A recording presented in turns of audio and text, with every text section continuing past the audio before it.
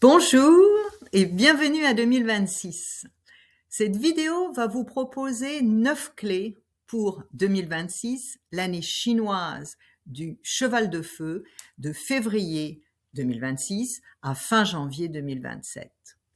Mon objectif, depuis toujours, depuis ma première conférence du Nouvel An en 2001, il y a 25 ans, est d'éclairer et de guider en construisant des ponts utiles entre notre lecture occidentale du temps, linéaire, logique, séquentielle, et la pensée ancestrale chinoise, plus analogique, qui associe à chaque année une personnalité énergétique. Alors mon rôle n'est pas de convaincre, il n'est même plus d'expliquer. Nous sommes maintenant dans une période favorable aux avancées, après des années, plusieurs années de stagnation et des difficultés, on pourrait même dire de chaos. Il y a actuellement urgence à retrouver nos repères, nos forces vives, notre vitalité et la confiance dans le mouvement, dont ne nous attardons pas sur ce qui n'est pas essentiel. J'ai donc fait le choix cette année, dans un esprit de clarté et d'efficacité, d'être directe, presque injonctive, car je m'adresse à vous tous et non aux seuls spécialistes, en ayant encore une fois extrait, décortiqué, extrait la substantifique moelle de l'année. Alors on y va. À vos marques et je rappelle simplement que vos commentaires, vos questions sont bienvenus dans les commentaires justement en dessous. Vous savez que je prends le temps de lire et de répondre. Donc maintenant, 2026. Le premier point que je veux mettre sur la table est le suivant: la grande période de la communication tout azimut, des partages exponentiels, des réseaux sociaux en constante et totale expansion se termine. Trop de paroles épuisent leur sujet, distraient sans plus informer actuellement, fatiguent plus que nourrissent. L'élément chinois de l'eau, qui était très présent dans les années Covid et qui était revenu en 2019, 2020, etc., s'est retiré depuis l'an dernier, 2025. Il convient maintenant, entendez-moi bien, de parler vrai, de parler peu et, si possible, de parler utile. Deuxièmement, nous sommes dans une nouvelle ère, marquée par l'élément chinois du feu, où il convient maintenant de voir, et donc d'ouvrir les yeux, et d'observer, afin de distinguer en toute chose, en toutes circonstances, les vessies des lanternes. Le feu est associé au visible et à l'invisible. En 2026, il s'agit de voir clair, voir juste devient essentiel, prioritaire. Nous pouvons nous attendre, du coup, à ce que plus d'affaires, de secrets remontent à la surface, plus de pression sous les couvercles aussi, pour que les vérités restent cachées ou demeurent minimisées. Par conséquent, mon conseil, il est de demander à voir, d'exiger des faits, des preuves, des actes. Ne vous contentez pas ou plus de paroles. Observez, ne dites pas forcément. Observez en silence, mais n'en pensez pas moins. Et gardez ces informations pour le moment venu. Troisièmement, on pourrait dire qu'en surface, et donc en apparence, tout cette année peut paraître ou va paraître s'accélérer, s'emballer, voire nous donner le sentiment de rater des trains. ou de rater un train. Alors, gardez votre rythme, votre calme, votre mesure. D'autres trains suivront. Et ce qui compte maintenant, c'est pas d'aller vite, c'est d'être lucide et posé. Il se trouve que l'année est assise sur un socle relativement solide. Le cheval, c'est une métaphore, n'est autre que deux éléments chinois. C'est de la terre et du feu, tous deux yin. Donc, pas si dynamique que ça. On pourrait dire que si la roche est volcanique, elle est en fait arrimée et stable. Ce sont les hommes cette année, et les femmes, qui auront tendance à s'agiter, mus par le feu yang de surface. On est dans l'année du cheval de feu yang. Mon conseil, laissez faire. Restez posé. Et surtout, restez vous-même. Gardez silence et sang-froid. Quatrièmement, quand je parle de rester vous-même, en fait, ce dont il s'agit, c'est d'être authentique, fidèle à votre être profond. Ne succombez pas à la danse des agités, ni aux promesses fumeuses. Le monde, alors je ne sais pas vous, mais je le suis, le monde est fatigué des stress à répétition, des appels à la guerre continue, des distractions qui minent le cœur et polluent l'âme.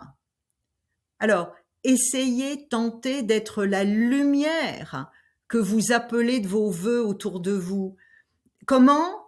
Un sourire sincère, une poignée de main bien appuyée vont valoir beaucoup mieux que des discours en 2026.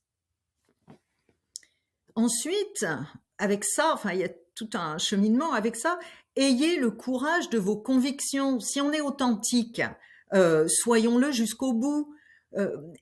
N'expliquez pas, ne cherchez pas à convaincre, mais incarnez de la manière la plus visible, la plus tangible, et répétez qui vous êtes, vos compétences, vos qualités, et puis ne vous comparez pas, n'attendez pas les validations qui ne viendront pas, avancez. C'est votre chemin qui définit la suite, pas les autres.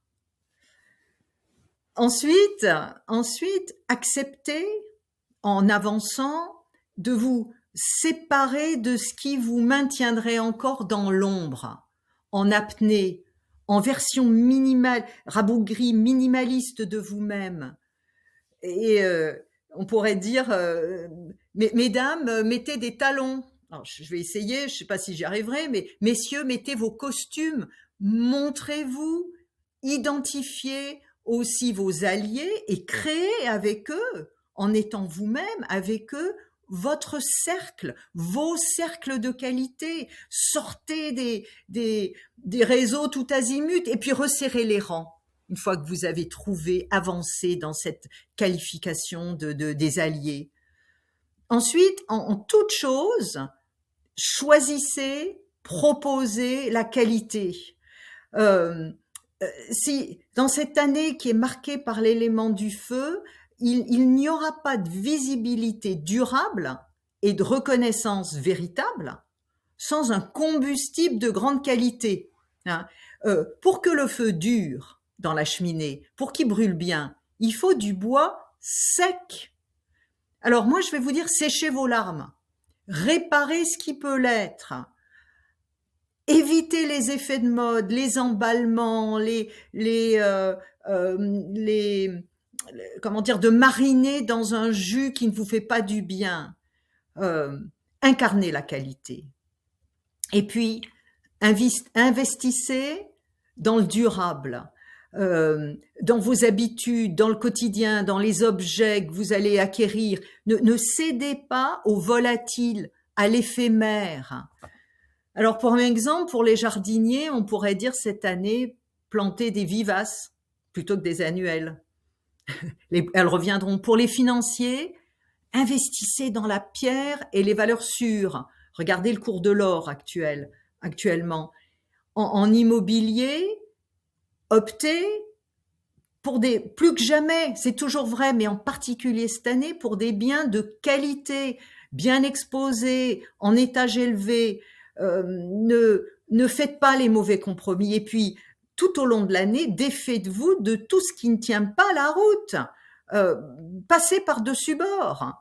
Centrez-vous sur ce que vous aimerez garder. Et puis finalement, je dirais, soyez passionnés.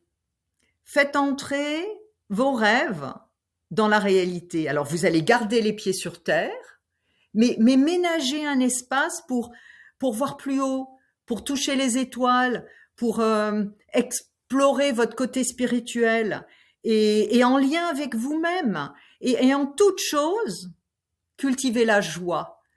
Je crois que la joie est la clé d'entre les clés en 2026.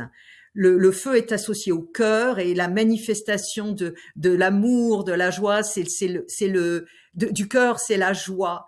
Alors, on me dit souvent, ah ben, je serai joyeux quand je réglerai les problèmes. Il n'y a rien de moins sûr.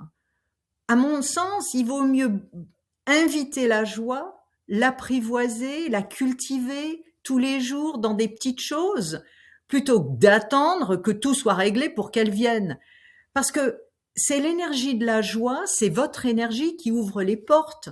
C'est elle qui permet aux solutions d'arriver, puis à l'aide du ciel de vous trouver.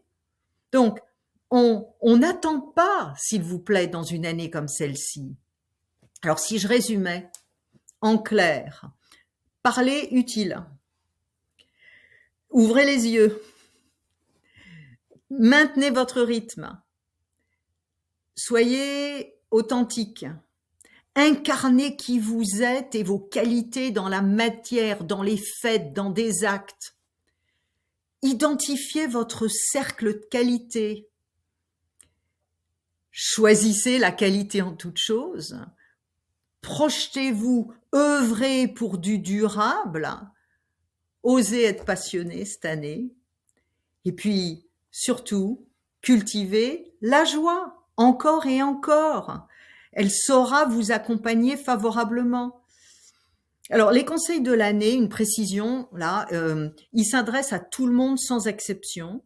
Et donc, quel que soit votre animal de naissance, donc je vous demande de résister aux lectures anxiogènes qui condamnent les natifs de certains animaux à des calamités.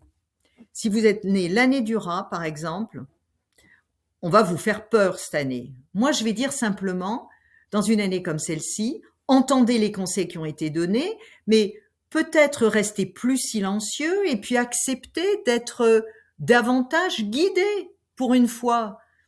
Vous vous fatiguerez moins. Alors, je peux continuer longtemps, mais je vais vraiment vous souhaiter une bonne année 2026 en comptant sur vous pour ne pas vous perdre. Je serai heureuse si vous partagez cette vidéo autour de vous et je vais me réjouir de pouvoir continuer à cheminer avec vous, soit par le biais des consultations, mais en tout cas au minimum en pensée. Et vraiment merci de votre écoute. À bientôt.